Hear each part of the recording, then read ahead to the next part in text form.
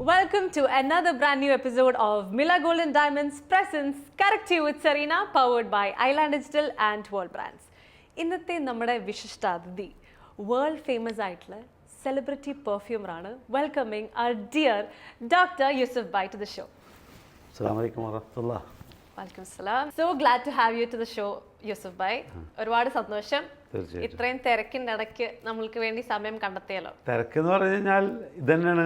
കാരണം സോഷ്യൽ മീഡിയയിലൂടെ ജനങ്ങളെ അറിഞ്ഞിട്ട് അവരെല്ലാവരും നമ്മളെ തേടി വരുമ്പോഴും അവർക്ക് വേണ്ടി മണങ്ങൾ ഉണ്ടാക്കലും അതാകുമ്പോൾ തിരക്ക് വിടും. അത് പക്ഷേ അതിനൊക്കെ കാരണക്കാർ ഇതേപോലുള്ള ഓരോ മൈക്കയുടെ മുമ്പിലും അല്ലെങ്കിൽ ക്യാമറയുടെ മുമ്പിലും ഒക്കെ ഇരിക്കുമ്പോൾ കിട്ടുന്ന ആ എനർജിയാണ് എന്നെ ഈ ലോകത്തേക്ക് തന്നെ എത്തിച്ചത്. നമുക്ക് എല്ലാവർക്കും യൂസഫ് ബൈനെ അറിയുന്നതും ഈ ഒരു ഫ്രാഗ്രൻസ്, ഈ വേൾഡ് ഓഫ് ഫ്രാഗ്രൻസിലൂടെ തന്നെയാണ്.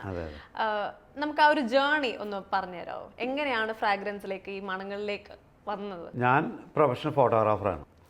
എൻ്റെ ഫാമിലിയിലുള്ള എൻ്റെ ജ്യേഷ്ഠൻ, എൻ്റെ മൂത്ത ജ്യേഷ്ഠൻ, രണ്ടാമത്തെ ജ്യേഷ്ഠൻ, ഞങ്ങളുടെ ഫാമിലിയിലുള്ള എല്ലാവരും, അതായത് മൂത്താപ്പടം, ഞങ്ങളുടെ ഫാമിലി കംപ്ലീറ്റ് പെർഫ്യൂം ബിസിനസ്സാണ്. ഒരുവിധ ആൾക്കാർ എല്ലാവരും അത് ഇൻ്റർനാഷണൽ ബ്രാൻഡിൻ്റെ പെർഫ്യൂം വിൽക്കുന്നതാണ്. എൻ്റെ മരിച്ച അബ്ദുൽ അസീസ് എന്നാണ് പേര്. മൂപ്പരാണ് ഞങ്ങളെ പെർഫ്യൂം ഫീൽഡിലേക്ക് എന്നെ കൊണ്ടുവരുന്നത്. മൂപ്പർക്കൊരു പ്രത്യേക കഴിവുണ്ട്. അതായത് എന്നേക്കാൾ ഒരു പക്ഷേ മണങ്ങളെ തിരിച്ചറിയുന്നൊരു വ്യക്തിയായിരുന്നു. ഏത് പെർഫ്യൂമും നമ്മൾ അതെന്തുകൊണ്ട് പഠിക്കാൻ പറ്റും, ഏത് സാധനങ്ങൾ വിൽക്കുമ്പോൾ ആ സാധനം വിൽക്കുമ്പോൾ അതിനെ അറിഞ്ഞിരിക്കുക എന്നുള്ളത് അത് മൂപ്പരെ ഏറ്റവും കൂടി ഒബ്സർവ് ചെയ്യും.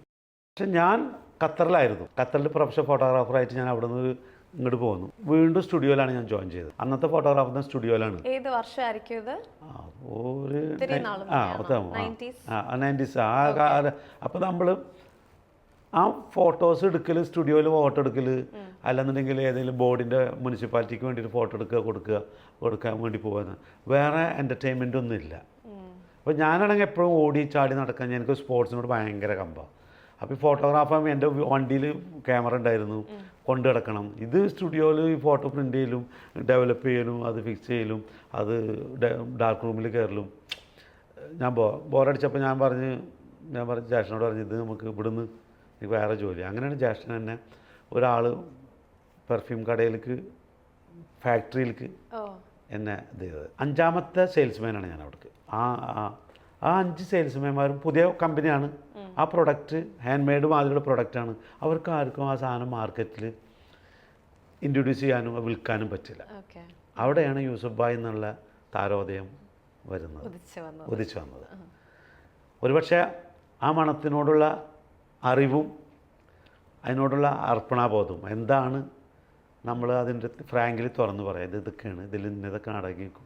ഈ മണങ്ങൾ ലാസ്റ്റ് ചെയ്തില്ലെങ്കിൽ എന്ന് പറഞ്ഞ് നമ്മൾ വിൽക്കലും ഇത് ഊതിൻ്റേതാണ്, ഇത് ഹാൻഡ് മെയ്ഡാണ് എന്നൊക്കെ പറഞ്ഞ് മനസ്സിലാക്കി കഴിഞ്ഞപ്പോൾ എനിക്കതിന് ഒരുപാട് എൻ്റെ ഫാമിലി ബാക്ക്ഗ്രൗണ്ട്, ജ്യേഷ്ഠൻ മറ്റേ ജ്യേഷ്ഠനൊക്കെ കൂടി ഞങ്ങൾക്കതിൻ്റെ നോളജുകൾ പറഞ്ഞു തന്നപ്പോൾ അത് വെച്ചിട്ട് ഞാൻ മാർക്കറ്റ് ചെയ്യാൻ തുടങ്ങി. Abu Dhabi, Al Ain, Ras al Khaimah, Fujairah, എല്ലാ സ്ഥലങ്ങളിലും ഡസൻ കണക്കിന് സാധനം ഒരു ബാഗ് വെച്ച് വലിച്ചിട്ട് ബസ്സിൽ യാത്ര ചെയ്തിട്ട് ഞാൻ വിൽക്കാൻ തുടങ്ങി.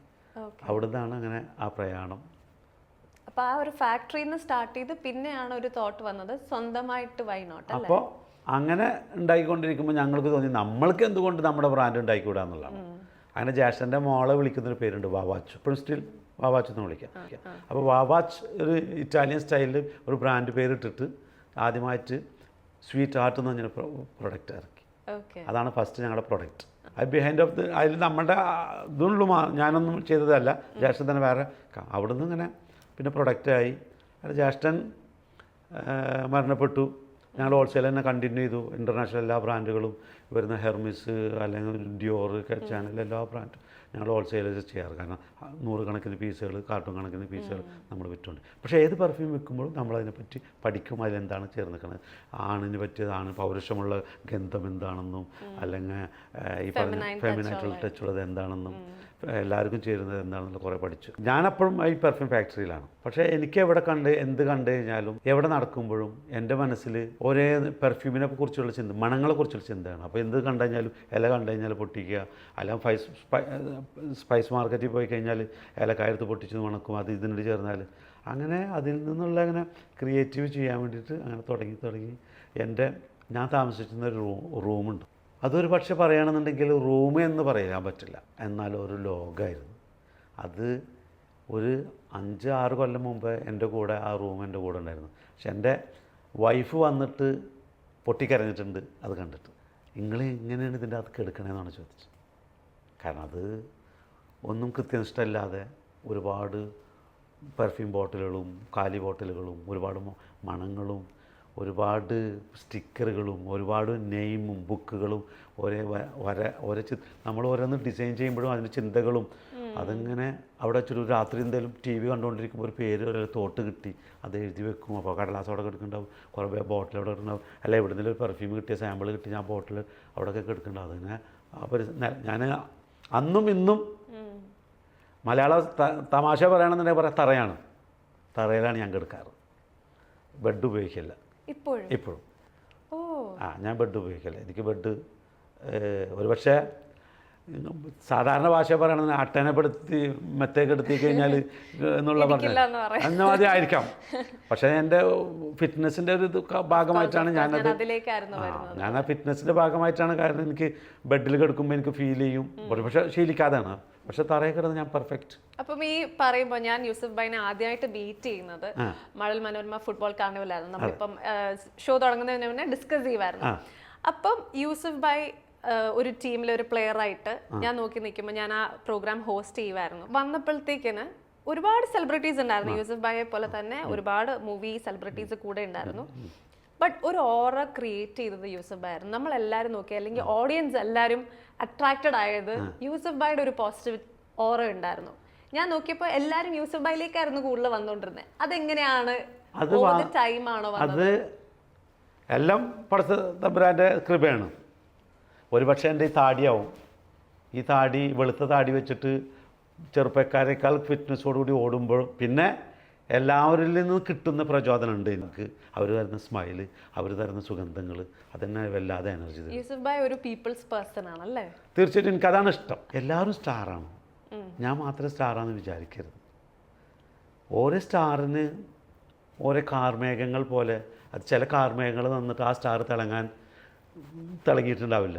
ആ കാർമേഘം പോയി കഴിഞ്ഞാൽ ആ സ്റ്റാർ തിളങ്ങും. ഓരോ ടൈം വരുമ്പോൾ ഓരോന്ന് തിളങ്ങും. എൻ്റെ ഈ പ്രായം വന്നപ്പോൾ ഞാൻ ഒരു പക്ഷേ തിളങ്ങി. അത് കാരണം കുറച്ചുകൂടി പക്വത വന്ന ഒരാൾ വന്നു കഴിഞ്ഞപ്പോൾ കുറച്ച് തിളങ്ങാൻ തുടങ്ങി. ചില സ്റ്റാറുകൾ വരുമ്പോൾ അതിൻ്റെ ടൈം വരുമ്പോൾ അതും തിളങ്ങും. അതിൻ്റെ മുമ്പിൽ ചിലപ്പോൾ കാർമേഘങ്ങളുണ്ടാവും, അല്ല പടലങ്ങളുണ്ടാവും. നിങ്ങളിലുള്ള സ്റ്റാർ എന്താണെന്ന് നിങ്ങൾ തിരിച്ചറിഞ്ഞിട്ട് പോളിഷ് ചെയ്തുകൊണ്ടിരിക്കുക എന്നുള്ളതാണ്. ആ പോളിഷ് ചെയ്യുമ്പോൾ each and every one will be the big star. അപ്പൊ ഞാൻ ഈ ഫിറ്റ്നസ്സിലേക്ക് വരുമ്പോൾ യൂസഫ് ബൈ നമുക്ക് ഏറ്റവും അട്രാക്റ്റീവ് ആയിട്ട് തോന്നുന്നത് ഡെഫിനറ്റ്ലി യുവർ ഡ്രസ്സിംഗ് സെൻസ്. ഒന്നാമത്തെ കാര്യം ഭയങ്കര അതിഭീകര ഫാഷൻ സെൻസ് ഉള്ള ഒരാളാണ്. ആക്ച്വലി യൂസഫ് ബൈ ആണ് ബ്രാൻഡ്. യൂസഫ് ബൈയുടെ ഫേസ്, യൂസഫ് ബൈയുടെ സ്ട്രക്ചർ തന്നെയാണ് ഒരു ബ്രാൻഡിങ് അല്ലേ? അതിൻ്റെ കൂടി ഈ ഫിറ്റ്നസ് എങ്ങനെയാണ് മെയിൻറ്റെയിൻ ചെയ്യുന്നത്? എങ്ങനെയാണ് ഒരു ഡേ ഇൻ മൈ ലൈഫ് നമ്മൾ ചോദിക്കുകയാണെങ്കിൽ എങ്ങനെയായിരിക്കും? ഇപ്പം എന്നോട് ചോദിക്കും, സാധാരണ ചോദിച്ചാൽ ഞാൻ അതേ മറുപടി പറയാതെ ഏറ്റവും കൂടുതൽ ഇഷ്ടമുള്ളത് എന്താണെന്ന് ചോദിച്ചാൽ ഞാൻ പറയും എനിക്ക് എന്നോടാണ് പ്രണയം. എന്നെ പ്രണയിക്കുക. എനിക്ക് എന്നിൽ കോൺഫിഡൻസ് ഇല്ലാന്നുണ്ടെങ്കിൽ ഞാൻ നിങ്ങൾക്ക് എങ്ങനെയാണ് ഒരു കോൺഫിഡൻസ് എന്ന പെർഫ്യൂം പോലും വിൽക്കുക, ഉണ്ടാക്കി തരാം. ഞാൻ എന്നെ ഡ്രസ്സിൽ എനിക്ക് കോൺഫിഡൻസ് ഇല്ലാന്നുണ്ടെങ്കിൽ ഏറ്റവും ഏത് ബ്യൂട്ടിയുടെയും ദ ഫൈനൽ ടച്ചാണ് ദ പെർഫ്യൂം. അത് ഉണ്ടാക്കുന്നവനക്ക് കോൺഫിഡൻസ് ഇല്ല, അവനക്ക് ആ പാഷൻ മൈൻഡില്ല, ആ ഇമാജിൻ ചെയ്യാൻ പറ്റുന്നില്ല എന്നുണ്ടെങ്കിൽ ഈ കാൻറ്റ് ഒരിക്കലും അയാളെ കൊണ്ട് സാധിക്കില്ല എന്നുള്ളതാണ്. യൂസഫ് ബൈ നമുക്ക് എല്ലാവർക്കും നമ്മൾ ആദ്യമേ യൂസഫ് ബൈനെ കാണുമ്പം ഈ ഒരു ഫിസിക്കൽ അപ്പിയറൻസ് എങ്ങനെയാണ് മെയിൻറ്റെയിൻ ചെയ്യുന്നത്? ഫിറ്റ്നസിനെയൊക്കെ എങ്ങനെയാണ്? ഫിറ്റ്നസ് എന്ന് പറഞ്ഞു കഴിഞ്ഞാൽ വരും തലമുറകളോട് എനിക്ക് പറയാനുള്ളത്, നിങ്ങൾ എന്തൊക്കെ ചെയ്തിരുന്നോ അതൊന്നും നിർത്താതിരിക്കുക. ഏത് ചെറുപ്പകാലത്ത് ചെയ്തിരുന്നത് നിങ്ങൾ അന്ന് ഓടിയിരുന്നു, ചാടിയിരുന്നു, ലോങ് ജമ്പ് ചാടിയിരുന്നു, പോൾ വാൾട്ട് ചാടിയിരുന്നു, ഇതൊക്കെ നിങ്ങൾക്ക് ചെയ്യാൻ പറ്റിയിരുന്നു. സൈക്ലിംഗ് ഉണ്ടായിരുന്നു. ഇപ്പോൾ സൈക്കിൾ ചവിട്ടും, അതായത് തടി അനങ്ങാതെ സൈക്കിൾ ചവിട്ടാൻ പറ്റുന്നത് ചെയ്യും. പാട്ട് പാടിയിരുന്നെങ്കിൽ പാട്ട് ഇപ്പോൾ പാടാൻ പറ്റും, തടി ഇളകാത്ത ഇത് ചെയ്യും. ഞാൻ ചെയ്യുന്നത് അതല്ല. അന്നൊക്കെ എന്തൊക്കെ ഞാൻ ചെയ്തിരുന്നു, ഓടിയിരുന്നാൽ ഓടുന്നുണ്ട്, ചാടുന്നുണ്ട്, പോൾ വാൾട്ട് ചാടുന്നുണ്ട്, പോൾ വാൾട്ട് ചാടും. അത് എന്ന് നിങ്ങൾ സ്റ്റോപ്പ് ചെയ്യുന്നു? നിങ്ങൾ എന്തൊക്കെ എന്ന് സ്റ്റോപ്പ് ജീവിച്ചിരിക്കുന്നിടത്തോളം കാലം സെറീനയോട് എനിക്ക് ചോദിക്കാം, നമ്മൾ ചെയ്യുന്ന പരിപാടികളിൽ നിന്ന് നമ്മൾ പുറത്ത് പോകാണ്ടിരിക്കുക. സെറീനയുടെ അത് ലൈഫുണ്ട്. ഞാൻ കല്യാണം കഴിച്ചിട്ടുണ്ട്, എനിക്ക് വൈഫുണ്ട്, മക്കളുണ്ട്, ഞാൻ അവരുടെ ഉപ്പയാണ്, ഇതാണ്. പക്ഷേ എന്നിരുന്നാലും ഐ ആം സ്റ്റിൽ യൂസഫാണ്. അതെ എനിക്കിഷ്ടങ്ങളുണ്ട്, ഓട്ടം ചാട്ടം ഇതൊക്കെ ഉണ്ട്. വർക്കൗട്ട് ജിമ്മ് ബോഡി ബിൽഡ് ചെയ്തിട്ട് ഇല്ലാത്തത് എടുത്ത് കാണിക്കാനുള്ളതല്ല, ഉള്ളതിനെ എങ്ങനെ വളക്കാം, തിരിക്കാം, എങ്ങനെ നമുക്ക് സ്റ്റാമിന ഉണ്ടാക്കാം എന്നുള്ളതാണ് എൻ്റെ കൺസെപ്റ്റ്. അല്ലാണ്ട് ഇതാക്കാനുള്ള. ഇപ്പോൾ സെറീനാനെ പറ്റി പറയുമ്പോൾ ഇതേമാതിരി സ്പോർട്സിലൊക്കെ കണ്ടു. അപ്പം അന്ന് ഞാനും അവിടെ മലയാള മനോരമയിൽ കണ്ടു. പിന്നെ ഒരുവിധം കണ്ടിട്ട് ലുക്ക് കണ്ടിട്ട് എനിക്ക് തോന്നുന്നൊരു മോഡലിംഗ്.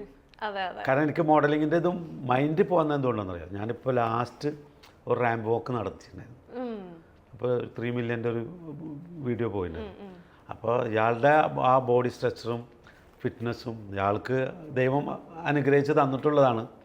അതിപ്പോൾ എങ്ങനെയാണ് അങ്ങനെ ഞാൻ പറയുവാണെങ്കിൽ വലിയ രീതിയിൽ ഞാൻ ഫിറ്റ്നസ് ഒരുപാട് മണിക്കൂറുകൾ ജിമ്മിൽ പോകുന്ന ഒരാളൊന്നും അല്ല. ഡെയിലി 1 hour ഒന്ന് വർക്ക്ഔട്ട് ചെയ്യും, പിന്നെ സ്വിമ്മിങ് ചെയ്യും ഇടയ്ക്ക്. ഡെയിലി 1 hour ഏറ്റവും കൂടുതലാണല്ലോ, ഒരു 1 hour. രാവിലെ എണീറ്റപാടെ ആദ്യം ചെയ്യുന്നത് കുറച്ച് 1 glass of water, അത് കഴിഞ്ഞിട്ട് നേരെ വർക്ക്ഔട്ട് ചെയ്യും. അതും ജിമ്മിൽ പോയിട്ടല്ല, വീട്ടിൽ തന്നെ എൻ്റെ TV ഓൺ ചെയ്ത് യൂട്യൂബിൽ ഞാൻ ചെയ്യും. ഹോം വർക്ക്ഔട്ട്സേ ചെയ്യാറുള്ളൂ. പക്ഷെ അതിപ്പോൾ ഡെയിലി ചെയ്യുമെന്ന് വെച്ചാൽ അതുമില്ല. May be 4 times a week അല്ലെങ്കിൽ 5 times a week. അപ്പൊ എനിക്ക് ചോദ്യം ചോദിക്കാം, ആരോടാണ് കൂടുതൽ പ്രണയം? എന്റെ പ്രണയം എന്ന് പറഞ്ഞാൽ എന്റെ വർക്കാണ്. എനിക്കിപ്പം എന്റെ അമ്മയാണ്. ഇപ്പം വേറൊരു റിലേഷൻഷിപ്പ് ചോദിക്കുകയാണെങ്കിൽ ഡെഫിനറ്റ്ലി ചില സമയത്ത് ഞാൻ ആക്ച്വലി ഡ്രിവൺ ബൈ വർക്കാണ്. എങ്ങനെയും മമ്മേനെ റിസൈൻ ചെയ്യിപ്പിക്കണം, അമ്മയെ റെസ്റ്റ് എടുപ്പിക്കണം, അങ്ങനത്തെ ഒരു ഫാമിലി മുമ്പോട്ട് കൊണ്ടുപോകണം. അതാണ് എൻ്റെ ഡ്രൈവ്. പക്ഷേ ചില സമയത്ത് നമ്മൾ നോക്കുമ്പോൾ ഞാൻ ഓർക്കും, ഓക്കെ, ഒരു ഷോൾഡർ ടു ലീൻ ഓൺ ഉണ്ടെങ്കിൽ, ഒരു കമ്പാനിയൻ ഉണ്ടെങ്കിൽ എപ്പോഴും ഡെഫിനറ്റ്ലി അതൊരു നല്ലൊരു സ്ട്രെങ്ത് തന്നെയാണ്. അതായത് അല്ലേ, നമുക്ക് ഷെയർ ചെയ്യാൻ കുറെ ഇന്നത്തെ കാലത്ത് എല്ലാവരോടും എനിക്ക് പറയാനുള്ളത്, ഏറ്റവും കൂടുതൽ മിസ് ചെയ്യുന്നുണ്ടല്ലോ ഒരു ചുമലിലുള്ള തലോടൽ, ഭയങ്കര മിസ്സിങ്. പക്ഷെ എന്നിരുന്നാലും ഞാനൊരു ചോദ്യം ചോദിക്കാം. മോളെ എൻ്റെ അടുത്ത് പറഞ്ഞു, സെറീന, ഞാൻ മോളെ ഇതായിരുന്നു, ഇഷ്ടം അമ്മയോടാണ്. പക്ഷെ ഞാൻ പഠിച്ചിടത്തോളം കാലം എല്ലാ പെൺകുട്ടികൾക്കും അച്ഛന്മാരോടാണ് പ്രണയം കൂടാതെ. എന്തുകൊണ്ടാണ് അമ്മയോട് അത്ര പ്രണയം? അത് എനിക്ക് തോന്നുന്നു ഞാൻ കണ്ടു വളർന്നത് അമ്മയുടെ സാക്രിഫൈസസ് ആണ്. എങ്ങനെ നമ്മളുടെ കുടുംബത്തെ മൊത്തം അമ്മ കൊണ്ട് നടന്നത്. അമ്മ ഇപ്പോഴും ജോലി ചെയ്യുന്ന ഒരാളാണ്, സ്റ്റാഫ് നഴ്സ് ആണ്. അപ്പം അമ്മയാണ് ഞങ്ങളുടെ എല്ലാവരുടെയും സ്ട്രെങ്ത്. അമ്മ ചെയ്തു വെച്ചത് നോക്കുമ്പോൾ എനിക്ക് തോന്നുന്നില്ല, ഞാൻ എൻ്റെ ലൈഫിൽ ആരെയും അങ്ങനെ കണ്ടിട്ടില്ല. എല്ലാവർക്കും വേണ്ടി സാക്രിഫൈസ് ചെയ്ത് അവർക്ക് ദൈവതമ്പുരാൻ ദീർഘായുസ്സും ഒരുപാട് ബ്ലെസ്സിങ് ഉണ്ടാവട്ടെ എന്ന് പ്രാർത്ഥിക്കണം. കാരണം ആദ്യമായിട്ട് തിരിച്ചറിഞ്ഞ, എൻ്റെ ഭാഷയിൽ പറയണമെന്നുണ്ടെങ്കിൽ, സുഗന്ധം എന്താണെന്ന് വെച്ചാൽ സ്വന്തം അമ്മയുടെ മണമാണ് എല്ലാ കുട്ടികളും, സെറീനയാവട്ടെ, യൂസുഫാവട്ടെ, ഈ ആരും ആവട്ടെ, ആദ്യമായിട്ട് തിരിച്ചറിയുന്നത്. ആ മണം നല്ല സുഗന്ധമായിട്ട് എന്നും അമ്മയുടെ മണം നിന്നിൽ ഒരുപാട് നല്ല സ്മരണകളായിട്ടുണ്ടാവും. അത് എനിക്ക് മണം എന്ന് പറയുമ്പോൾ എനിക്കും അത് ഭയങ്കര ഇമ്പോർട്ടൻ്റ്. അതായത് ബിഗ് ബോസിൽ 100 ദിവസം ഞാൻ പോയപ്പോഴും അമ്മയുടെ ഡ്രസ്സും കൊണ്ടാണ് ഞാൻ പോയത്.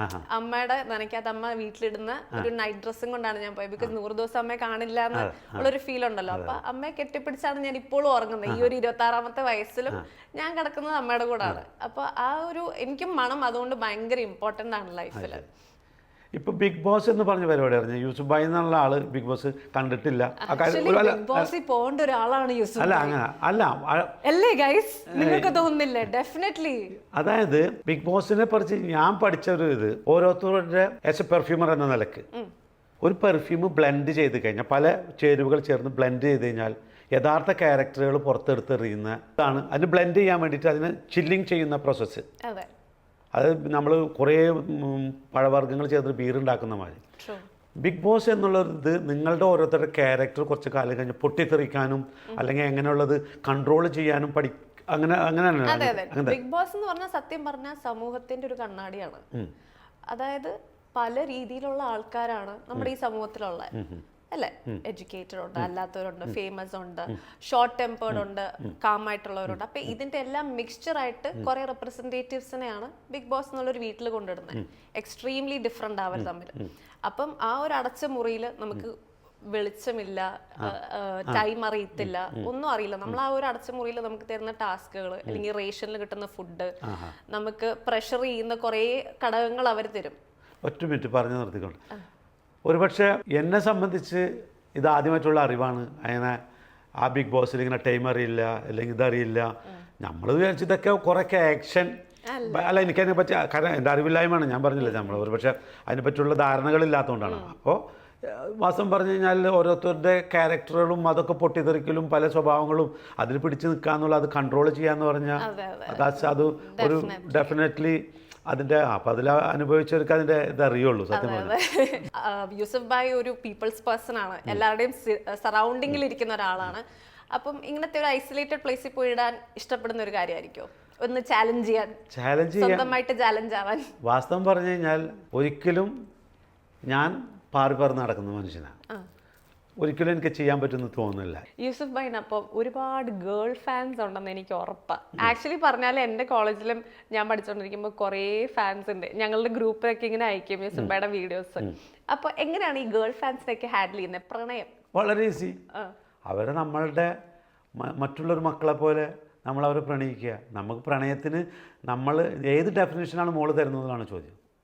എനിക്ക് ഒരുപാട് പ്രണയങ്ങളുണ്ട്, ഇപ്പോഴും പ്രണയിച്ചുകൊണ്ടിരിക്കുന്നുണ്ട്. എനിക്ക് എല്ലാത്തിനോടും പ്രണയമാണ്. അപ്പോൾ പ്രത്യേകിച്ച് ആണാവട്ടെ പെണ്ണാവട്ടെ അത് കാണുന്നവൻ്റെ കണ്ണിലാണ് ഏത് തരത്തിലാണ് ഞാൻ പ്രണയിക്കുന്നതുകൊണ്ടാണ്. പക്ഷേ ഇതൊക്കെ എൻ്റെ അടുത്ത് പറഞ്ഞ സ്ഥിതിക്ക് ഇപ്പോൾ ഇയാളുടെ കാഴ്ചപ്പാടുള്ള പ്രണയം എനിക്ക് മനസ്സിലായി ഏത് പ്രണയമാണെന്നുള്ളത്. അപ്പോൾ ഇതേപോലെ ഈ പെൺകുട്ടികൾക്കും ഉണ്ടാവില്ല. ഞാനത് അതേ ചോദ്യം അങ്ങോട്ട് ചോദിക്കുകയാണ്, അതൊന്ന് പറഞ്ഞാൽ എങ്ങനെയാണ് എൻ്റെ ഡെഫിനേഷൻ ഞാൻ പറഞ്ഞു തന്നു എല്ലാവരോടും ഓരോ പ്രണയമാണെന്നുള്ളത്. ഞാൻ നേരത്തെ ചോദിച്ച ബാക്കി വെച്ചൊരു ഭാഗമുണ്ട്, ഒരു തലോടൽ കിട്ടുക അല്ലെങ്കിൽ ഒരു പ്രേരണ, ഞാനുണ്ട് കൂടെ എന്ന് പറയാം. അങ്ങനെയുള്ള ഒരു പ്രണയം ആരെങ്കിലും ഇയാളുടെ കയ്യിലുണ്ടോ പറ. യൂസഫ് ഭായ് പ്രണയമില്ലാത്ത ആരും കാണത്തില്ലല്ലോ. ഞാനെന്ന് പറയുന്ന ഒരാള് ഒരുപാട് സ്നേഹിക്കുന്ന ഒരാളാണ്. അത് ആരും ആയിക്കോട്ടെ, ഫ്രണ്ട്ഷിപ്പിലായിക്കോട്ടെ, ഫാമിലിയിലായിക്കോട്ടെ, എന്തിലും ഞാൻ ഒരുപാട് ഗിവ് ചെയ്യും. അപ്പം ചിലപ്പോൾ അത് നമുക്ക് തിരിച്ചു കിട്ടണം എന്നില്ല. ഞാനൊന്നും എക്സ്പെക്ട് ചെയ്തിട്ടും അല്ല. എൻ്റെ ഒരു പേഴ്സണാലിറ്റി വെച്ചിട്ട് ഞാനൊന്നും റിട്ടേൺ എക്സ്പെക്ട് ചെയ്യാതെ അൺകണ്ടീഷണൽ ലവ് ആണ് എനിക്ക്. അപ്പം അതുകൊണ്ട് എനിക്ക് ആ ഒരു എക്സ്പെക്ടേഷൻ ഇല്ലാത്തതുകൊണ്ട് എനിക്ക് അങ്ങനത്തെ വിഷമങ്ങളില്ല. പക്ഷെ നമ്മൾ ചില ഡൗൺസിൽ ഇരിക്കുമ്പോൾ ഈ പറയുന്ന പോലെ ഒരു ഷോൾഡർ ഉണ്ടായിരുന്നെങ്കിൽ, ഇന്ന ഒരാളുണ്ടായിരുന്നെങ്കിൽ, നമുക്ക് എല്ലാം ഇപ്പൊ നമ്മുടെ പേരൻസിനോട് അല്ലെങ്കിൽ ഫ്രണ്ട്സിനോട് പറയാൻ എല്ലാ കാര്യങ്ങളും എല്ലാവരോടും പറയണം എന്നില്ലല്ലോ. ചിലപ്പം അതുകൊണ്ടായിരിക്കാം ചില സമയത്ത് നമ്മൾ പ്രൊഫഷണൽ ഹെൽപ്പ് സീക്ക് ചെയ്യുക. നമുക്ക് ഒരാളുണ്ടെങ്കിൽ ഓക്കെ ഇന്ന കാര്യം പറയാൻ ഇന്ന ആളോടല്ലേ പറ്റൂ എന്നൊരു ഫീല് ചില സമയത്ത് ഡെഫിനറ്റ്ലി വരും. അപ്പൊ യൂസഫ് ഭായിക്ക് ഹാപ്പിനെസ് എന്ന് പറഞ്ഞാൽ എന്താണ് യൂസഫ് ഭായിയുടെ സന്തോഷം ലൈഫില്? നമ്മുടെ സന്തോഷം ഇപ്പോൾ നമ്മൾക്ക് പറഞ്ഞില്ലേ, ഭക്ഷണം കഴിക്കലാണോ സന്തോഷം എന്ന് വെച്ച് കഴിഞ്ഞാൽ യെസ് എന്ന് പറയാം. ഓടുന്നതാണ് സന്തോഷം എന്ന് പറഞ്ഞാൽ യെസ് എന്ന് പറയാം. നിങ്ങൾക്ക് എന്തൊക്കെ സന്തോഷങ്ങൾ തരുന്നു, ഒരു സ്മൈൽ പോലും ആരിൽ നിന്ന് കിട്ടുന്നുണ്ട്, ഒരു തലോടിൽ ആരിൽ നിന്ന് കിട്ടുന്നുണ്ട്, ഒരു നല്ല ഡ്രസ്സ് ചെയ്താൽ നിങ്ങൾക്ക് കിട്ടുന്നുണ്ട്, നിങ്ങൾക്ക് ഏതെങ്കിലും നല്ല ബീച്ചിൽ പോയിട്ട് നല്ല സന്തോഷങ്ങൾ നമ്മളാണ് നമ്മൾ കണ്ടെത്തേണ്ടത്. നിങ്ങളുടെ സന്തോഷങ്ങൾ നിങ്ങളെ സന്തോഷിക്കാൻ വന്നിട്ട് ഞാൻ വന്നിട്ട് മലയാള ഭാഷ പറയുന്നത് മോളെ വന്നിട്ട് കിളിയാക്കിയിട്ട് അല്ല എന്തെങ്കിലും മോള് ചിരിക്കുക എന്ന് പറഞ്ഞു കഴിഞ്ഞാൽ ഇപ്പോൾ ചിരിച്ചു കണ്ടില്ലേ.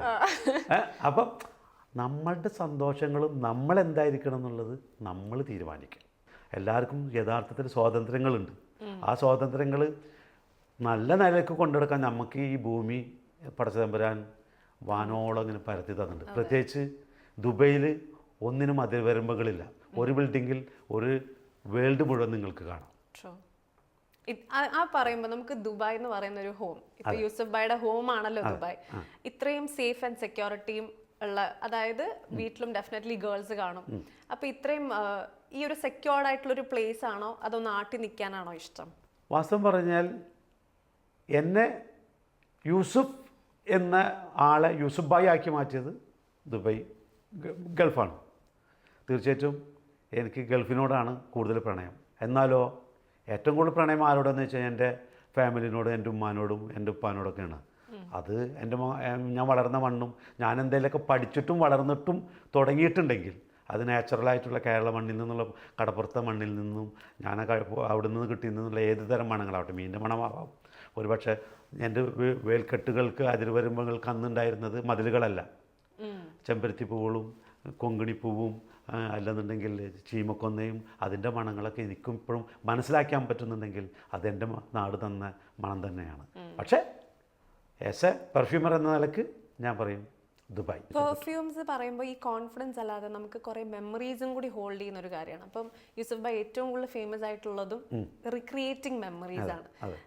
കുറേ വീഡിയോസ് കണ്ടിട്ടുണ്ട്, അമ്മമാര് വരുന്നതും അല്ലേ, കുറേ പേര് വന്നിട്ട് അവരുടെ മെമ്മറീസ് റീക്രിയേറ്റ് ചെയ്ത് കൊടുക്കുന്നത്. ആ ഒരു കോൺസെപ്റ്റിലേക്ക് എങ്ങനെ എത്തിയേ? അതിനാദ്യമായിട്ട് പടച്ചതമ്പുരാനോട് ശുക്ർ പറയുന്നു.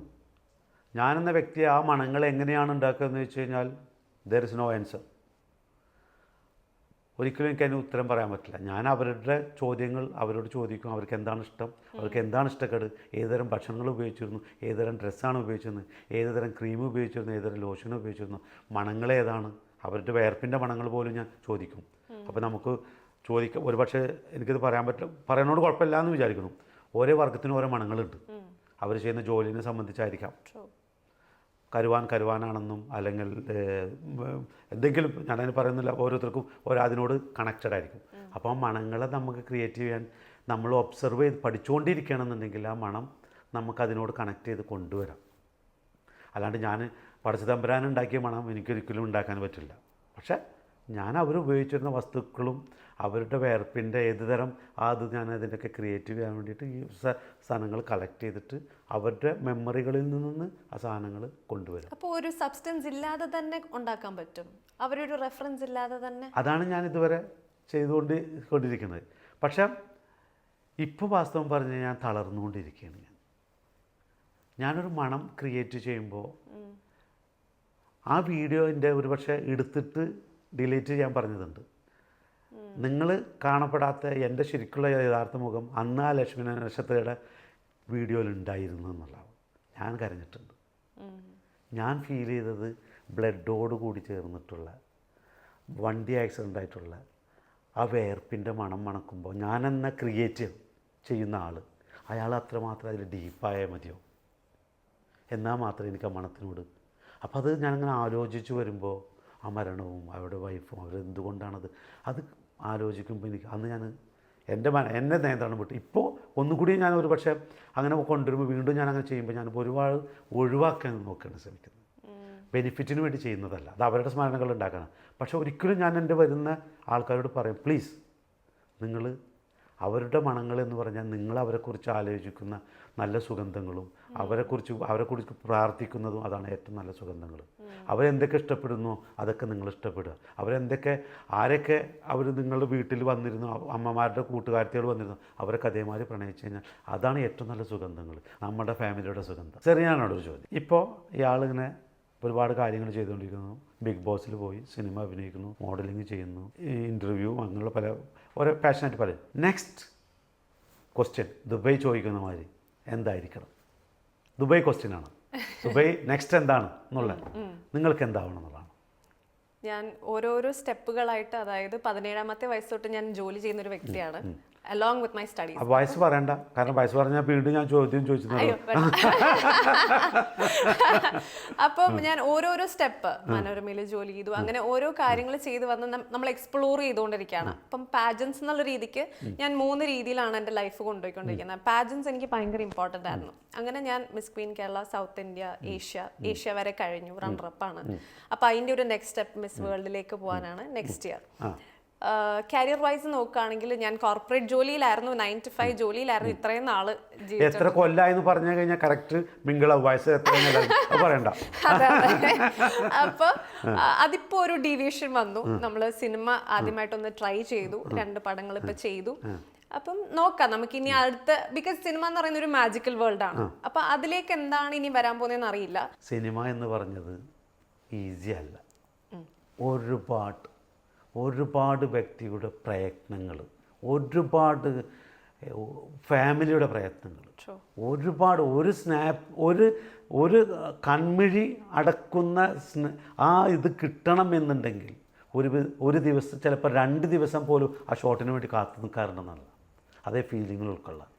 ഓരോ ലൈറ്റിങ്, ആ ലൈറ്റിംഗ് ഒന്ന് മിസ്സായി കഴിഞ്ഞാൽ ഒരു ഉറുമ്പോ അല്ലെങ്കിൽ ഒരു പാറ്റെന്ന് വിചാരിച്ചാൽ അന്നത്തെ ആ കാണുന്ന റെക്കോർഡിങ് മിസ്സാക്കാൻ പറ്റുന്നുള്ള അത് ഞാൻ അനുഭവിച്ചറിഞ്ഞപ്പോൾ ബിഗ് സല്യൂട്ട്. ആ ബിഗ് സ്ക്രീനിൻ്റെ പിന്നിൽ വർക്ക് ചെയ്യുന്ന ഈച്ച് ആൻഡ് എവരി ലൈറ്റ് മാൻ മുതൽ ക്യാമറാമാൻ മുതൽ എല്ലാവരോടും എനിക്ക് ഒരുപാട്. നിങ്ങൾ അങ്ങനെയുള്ള സിനിമകൾ പരാജയപ്പെടുമ്പോൾ സത്യം പറഞ്ഞാൽ ഇപ്പോഴാണ് എനിക്ക് മനസ്സിലാവുന്നത് ഒരുപാട് പ്രയത്നങ്ങളുടെ പിന്നിലുണ്ടാവുന്നത്, ഒരുപാട് സ്വപ്നങ്ങളുണ്ട്. സപ്പോർട്ട് ചെയ്യുക എല്ലാവരും. ഇതൊക്കെ ഒരു ബിസിനസ്സിൻ്റെ ഭാഗമാണ്. നമ്മുടെ കഥാപാത്രങ്ങൾ, നിങ്ങൾക്ക് വേണ്ടിയിട്ടാണ് ഉണ്ടാകുന്നത്.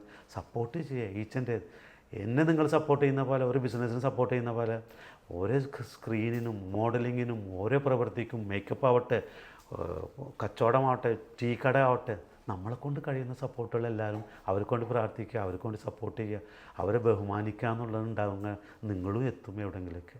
അപ്പോൾ ബിഗ് സ്ക്രീന് അനുഭവിച്ചറിഞ്ഞപ്പോൾ മനസ്സിലായി അതിൻ്റെ ഒരു this is a big world. അതെ, ഞാൻ ആലോചിച്ചത്, ഞാൻ 1 മിനിറ്റ് സ്റ്റോറി എടുക്കുന്ന മനുഷ്യനാണ്. ഒരു ക്യാമറ എടുത്ത് യെസ് യെസ് യെസ് എടുക്കുന്ന ആള് എൻ്റെ ഒരു സാധനം നോക്കുന്നത് പോലും മോർ ദാൻ 1 അവർ ഒരുപാട് ലൈറ്റുകൾ മിസ്സായിട്ട് എത്ര നേരം എടുത്തെന്നറിയോ. തീർച്ചയായിട്ടും ബിഗ് സല്യൂട്ട് എന്ന് 100 വട്ടം ഞാൻ പറയും. അപ്പം നമ്മൾ മീറ്റിംഗ് ആണ്. യൂസഫ് ഭായിയുടെ പടം വരട്ടെ, നമ്മളെല്ലാവരും പോയി കാണുന്നതായിരിക്കും. തീർച്ചയായിട്ടും ഇനിയും ഒരുപാട് ആൾക്കാർക്ക് മെമ്മറീസ് ആയിക്കോട്ടെ, കോൺഫിഡൻസ് ആയിക്കോട്ടെ, ഈ ഫ്രാഗ്രൻസിൽ കൂടെ യൂസഫ് ഭായിക്ക് പടർത്താൻ സാധിക്കട്ടെ with the whole team. Thank you so much for coming to the show. തീർച്ചയായിട്ടും ഒരുപാട് സന്തോഷമുണ്ട്. ഇതിൻ്റെ കൂടെ എന്നെ ഇങ്ങോട്ട് വിളിച്ച് ഇതേപോലെ സംസാരിച്ചതിലും എനിക്കതിന് ചാൻസ് തന്നതിനും ഞാൻ ഒരുപാട് സന്തോഷമാണ്. കാരണം നിങ്ങളിലൂടെയാണ് ഓരോ വാക്കുകൾ ഈ കാണുന്ന ജനങ്ങൾ യൂസുഫ് ഭായ് ആണെന്നോ അല്ലെങ്കിൽ സെറീന ആരാണെന്നോ ആരൊക്കെ ആരാണെന്നോ അറിയപ്പെടുന്നത്. ഈ കാണുന്ന ബ്രോഡ്കാസ്റ്റും ചാനലും ചെറിയ സംരംഭങ്ങളും അങ്ങനെയാണ് എല്ലാവരും വലുതാണ്. തീർച്ചയായിട്ടും സപ്പോർട്ട് ചെയ്യുക. തീർച്ചയായും എല്ലാവരുടെയും നല്ല സുഗന്ധങ്ങളും നല്ല മണങ്ങളും നല്ല ലൈറ്റും നല്ല കളർഫുള്ളും നല്ല പുഞ്ചിരികളും വിടരട്ടെ. മിനി സ്ക്രീനിലൂടെ ആവട്ടെ, ബിഗ് സ്ക്രീനിലൂടെ ആവട്ടെ. Big salute. Thank you so much for having. അപ്പോൾ നമുക്കിനി അടുത്ത എപ്പിസോഡിൽ കാണാം. Thank you so much Yusuf bhai. എല്ലാവിധ ആശംസകളും നേരുന്നു. അപ്പോൾ will see you in the next episode.